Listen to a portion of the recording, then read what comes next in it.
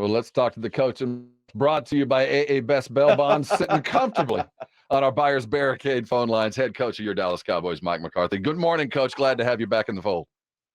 Oh, thank you. How you doing today, Rob? I'm doing good, Coach. No Rudy today. Joe Reinegel's sitting in with him. You recognize him well. Hello, Coach.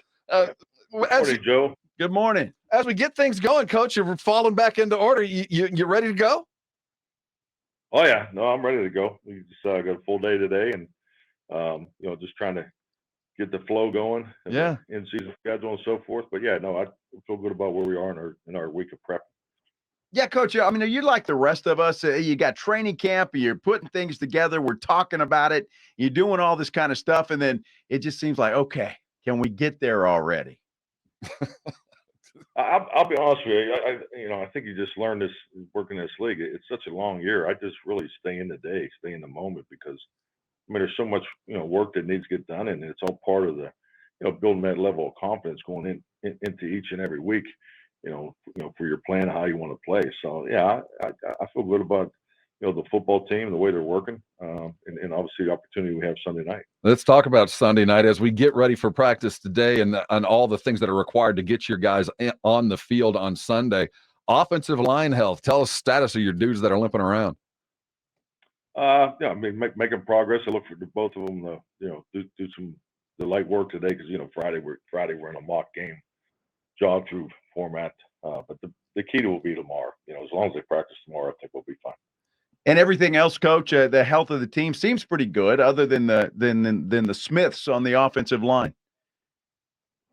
Yeah, definitely. No, I think we're in good shape. I think it's like anything when you get down to you got 53 players and you got guys still competing to be up on a 49. That's where you want to be health wise. So yes, we're definitely relatively healthy. I know coaches, players, and kindergartners are nothing without structure. And as you put these weeks together in the structure of your preparation, how is it different this year with your added responsibilities, play calling and OCing kind of work?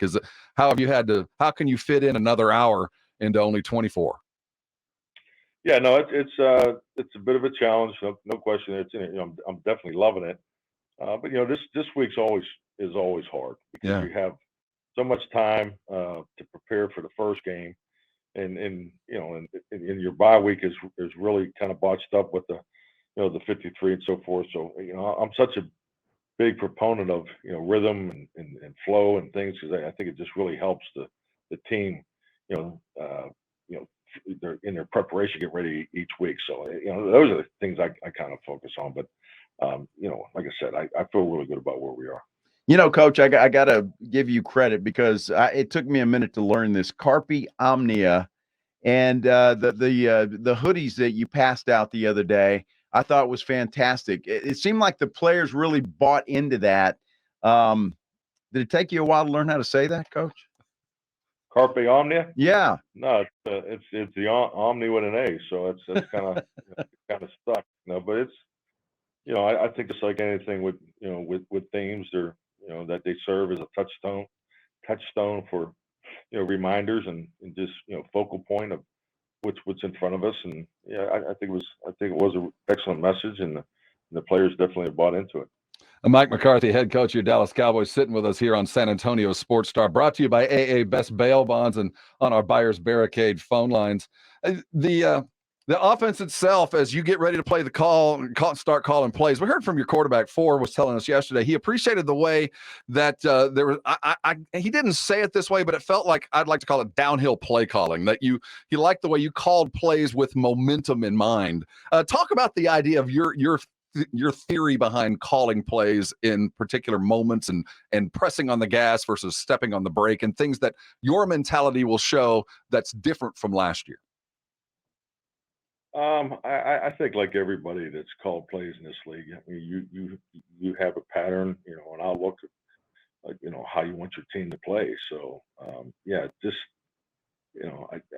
I've always just really focused on the scheme per player. Think of players, not of plays, mindset, and it has served me well throughout my play calling career. So, I think the biggest thing is our players have done a tremendous job in the off season and training camp preparing for this, to give us the opportunity to play like this too. So, but we want to be aggressive. We want to go in in attack. We don't want to be up there sparring for the first quarter and play that kind of game. So, and I think that approach is, definitely has shows the way we play really in all three phases. Our defense is probably a step ahead of us, as far as that approach and mindset, as far as what we've seen on the practice field. So, but yeah, it's all part of the complementary football formula. Coach, I want to go back because I just think I'm very impressed and like the way you handled the last preseason game with Dak Prescott calling the plays and acting as the offensive coordinator in that game. What did you accomplish or hope to accomplish by allowing Dak to do that? Growth of the quarterback room. That's really all part of our method in there, and I think it's important, for Dak to have that opportunity to be totally, dialed in and connected to the game from the different angle. It's a great experience. I've done it with a couple quarterbacks, and oh, you have, and he had a big night, and Dak had a big night, and Will played tremendous, and so. But I think just the whole process of the game plan and going through it and preparing for the game. I mean, I'm always, especially I'm in the year that I was off, I'm always amazed, how much work these guys put into getting ready for one game, and then you take the quarterback position and take it up a couple levels. So there's a lot that goes into that, and it's a great process for Dak to go through, and I think it's a great experience, and it gives him just more confidence and more understanding of the offense. Is there ever a fear you're going to create a monster? Like, Coach, I know what I'm doing. I just called a 400-yard game. Create a monster at the Dallas Cowboys? Are you kidding me? And speaking of that monster that is always kind of chasing you guys around, you got a third-string quarterback in there. You've had a couple of days to kind of get to know him. Tell us about, before we put this whole thing to bed and let him develop as a quarterback, tell us about the guy and what you see that everybody saw a couple of years ago. I thought he's a wonderful young man, number one. He's come in here and just put his head down and just goes to work. I mean, he's been in here every day for, endless hours. So that, so he's made a big impression on us, from a work ethic standpoint. So he definitely has that. But his athletic ability, I mean, he's top notch. I mean, there's a reason, he was drafted the way he was, but he's just young, and he's coming to a different system. So there's going to be a transition for him. And, but he's definitely made the right stuff. I'm glad he's here. Coach, I've got to ask you about a San Antonio guy, and that's Terrence Steele. And when you see a guy like Terrence Steele get rewarded like he was this past week for the hard work that he's put in, as a coach, do you still get happy for those guys and just, hey, you made it? Thrilled to death. I mean, because it changes the course of your family's life when you have that opportunity to succeed financially. So, and Terrence is a great example of that. So no, I'm so proud of him, so happy for him. But you look at what he's done, and especially look what he's just done in the last year, since his injury. So no, I'm thrilled to death that he was, he got the contract.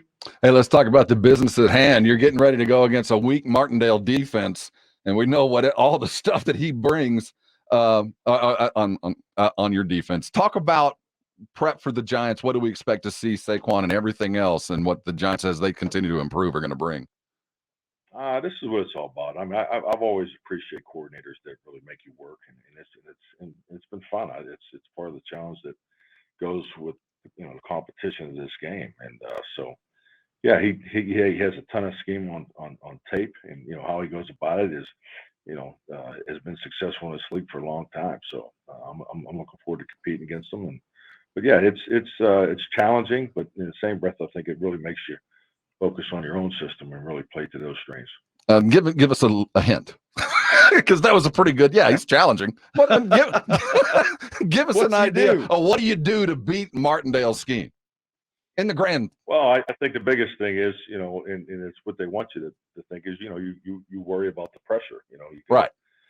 When guys break the norm as far as statistics of more pressure than not, it obviously creates more work for the offense, because you have to be on top of your P's and Q's. So just from that part of it, the fact that he makes you work harder because there's more is obviously a benefit of that scheme, especially when you're sitting there looking at the whole year of it. So, but this is one game of plan, and they're definitely, the chess match goes on throughout the week, but come Sunday, we need to just go cut it loose and play our game.